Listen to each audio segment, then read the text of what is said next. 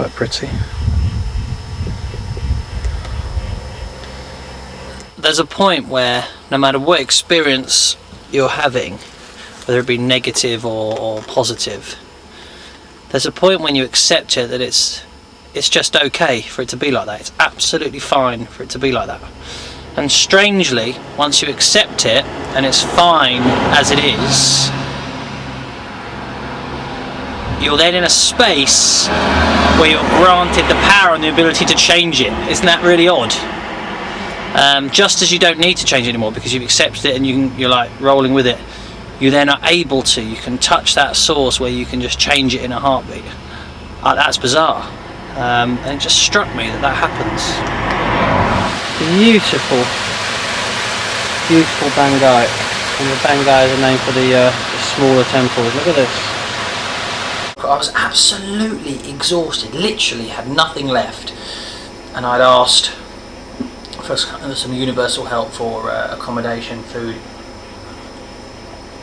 Anyway, it came up in a very different way today, which was a nice surprise. I walked up, I think it's on film, but I walked up, and Hayashi-san, my friend Tomodachi that I'd met yesterday, was already there, which a number of ways was bizarre, because he was walking much slower than me yesterday, and his feet were struggling. He got there before me, and we didn't cross paths at any point. So that in itself was really bizarre, but it gave me a real boost to have that companionship.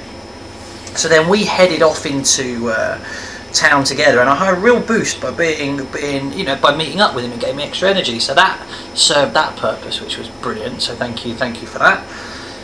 But it was a bit of a double-edged sword, because we went to check into ryokans, and usually I can get away with getting it a bit cheaper, being a gaijin, trying to talk and all that sort of stuff. When they saw him, they would just interact with him in Japanese, and the price was high. They wouldn't come down at all. They just saw him as this young sort of studenty Japanese. So it was a double-edged sword. So in the end, I had to dump him. Basically, he's got camping, so he's going to camp, and I found this hotel, which is a bit budget busting at 4,000 yen, but I'm just hoping the university's sorting that out money-wise. What I did do, I basically offered for him to rush up the stairs behind. There's a huge hotel here, and it's a really kind of lackluster sort of one, so they wouldn't have known, to be honest. And it's big, and you can get lost in it. So I offered him to come in a side door and to share the room with me. And this is how to really frighten a Japanese. They just cannot go off the rails at all.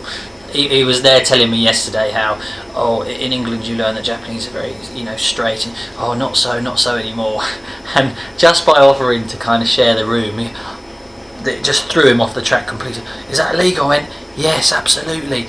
He just couldn't do it. He couldn't handle it. So I gave him the choice. I wasn't going to force him. Isn't that lovely? Literally 10 minutes ago, no cars on the road. Now they're starting to wake up. There's a definite power. I think walking at this time of the day, I think is a great start. That's why in China and all those places, qigong and breathing exercises were done definitely at this time of the day. Isn't that stunning? Ohayo gozaimasu. Good morning. Waking up Japan.